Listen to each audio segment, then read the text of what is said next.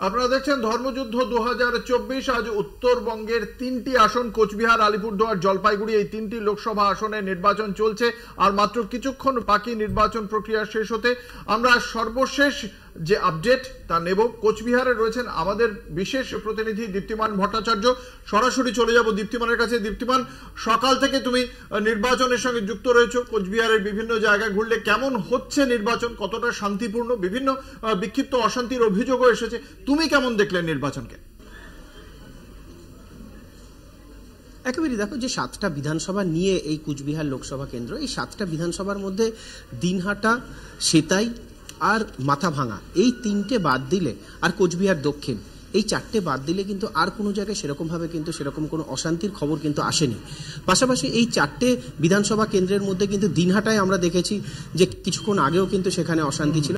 সকাল থেকে যে অভিযোগগুলো এসেছিল সেটা মূলত ছিল হলো কুচবিহার দক্ষিণে। সেখানে এখন ভোট বাড়ার দিন বাড়ার সঙ্গে সঙ্গে, সময় বাড়ার সঙ্গে সঙ্গে কিন্তু এখন অনেকটাই শান্তিপূর্ণ রয়েছে। প্লাস কেন্দ্রীয় বাহিনী যে রয়েছে, কেন্দ্রীয় সেন্ট্রাল ফোর্স কিন্তু বিভিন্ন জায়গায় যেখানে যেখানে অশান্তি এসে তাদের যে মোবাইল ভ্যান ছিল সেগুলোকে পাঠিয়ে তারা সেখানে কন্ট্রোল করার চেষ্টা করছে। তবে ওর একটা জিনিস আমি তোমাকে দেখাবো, আমার ক্যামেরা পার্সন সুবীরকে বলবো একটা জিনিস দেখাতে। আমি ভোট গ্রহণ কেন্দ্রে দাঁড়িয়ে আছি, সকাল থেকে এই চিত্রটা কিন্তু দেখা পড়ছে। আমি তোমার একটা জিনিস বলবো যে এখানে কুচবিহারের যদি আমি টোটাল পপুলেশন, কুচবিহার লোকসভা কেন্দ্রে যে 7টা বিধানসভা রয়েছে সেখানে টোটাল ভোটার হচ্ছে 19,66,000, যার ভেতরে 10 লক্ষর কিছু বেশি হচ্ছে পুরুষ ভোটার, 9 লক্ষর কিছু বেশি হচ্ছে মহিলা ভোটার। সকাল থেকে বিভিন্ন জায়গায় যে জায়গাগুলো আমি ঘুরেছি সব জায়গায় কিন্তু এই চিত্রটাই নজরে এসছে যে মহিলা ভোটারদের সংখ্যা কিন্তু অনেক বেশি।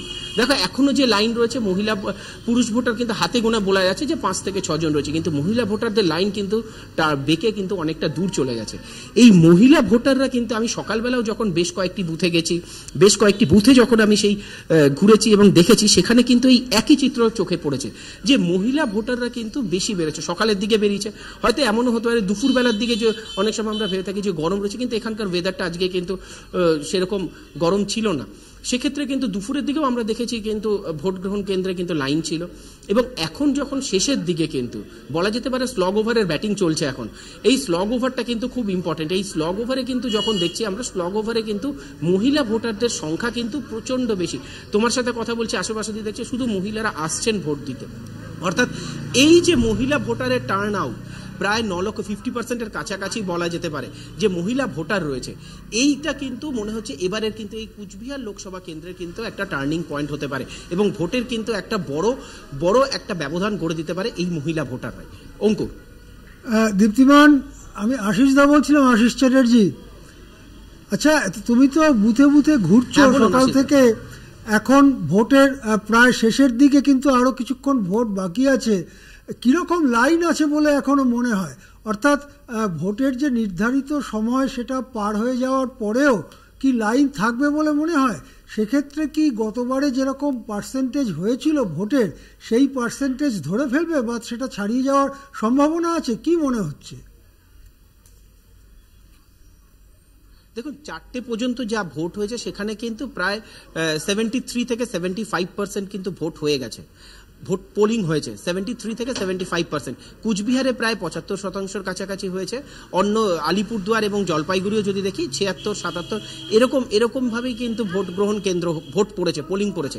এবং এখনো যে লাইন রয়েছে শহর অঞ্চলে, যদি আমি কথা বলি, শহর অঞ্চলে কিন্তু ভোট হয়তো সময়ের মধ্যেই কিন্তু কমপ্লিট হয়ে যাবে।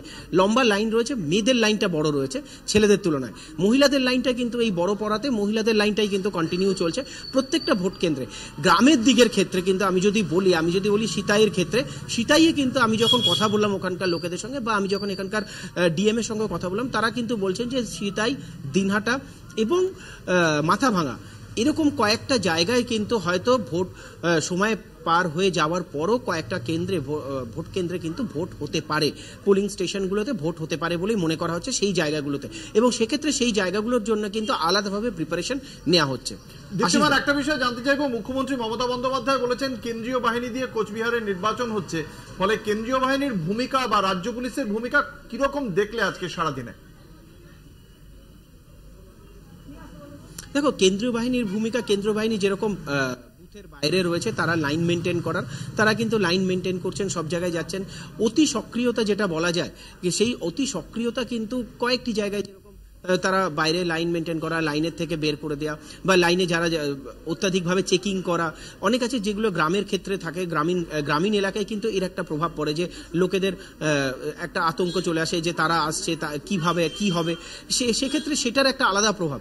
কিন্তু এমনি ওভারঅল যদি তুমি বলো যে কুচবিহারের ওভারঅল সিচুয়েশন কি, তাহলে ওভারঅল সিচুয়েশন কিন্তু তুমি বলতে পারো যে ভোট কিন্তু এই চারটে বিধানসভা বাদ দিয়ে বাকি তিনটেতে শান্তিপূর্ণ হয়েছে, এবং চারটে বিধানসভায় কিন্তু কিছু কিছু জায়গায় বিক্ষুব্ধভাবে সকালবেলায় যা হওয়ার ঘটনা ঘটেছে, বেলা বাড়ার সঙ্গে সঙ্গে কিন্তু এখন বলা যেতে পারে ভোট কিন্তু পুরোপুরি শান্তিপূর্ণভাবেই হচ্ছে। ধন্যবাদ দীপ্তিমান। আমাদের সঙ্গে ছিলেন আমাদের বিশেষ প্রতিনিধি দীপ্তিমান ভট্টাচার্য, তিনি কোচবিহার থেকে সর্বশেষ আপডেটে জানালেন। একটা ছোট্ট বিজ্ঞাপনী বিরতির পর আবারও ফিরে আসছি, সঙ্গে থাকুন।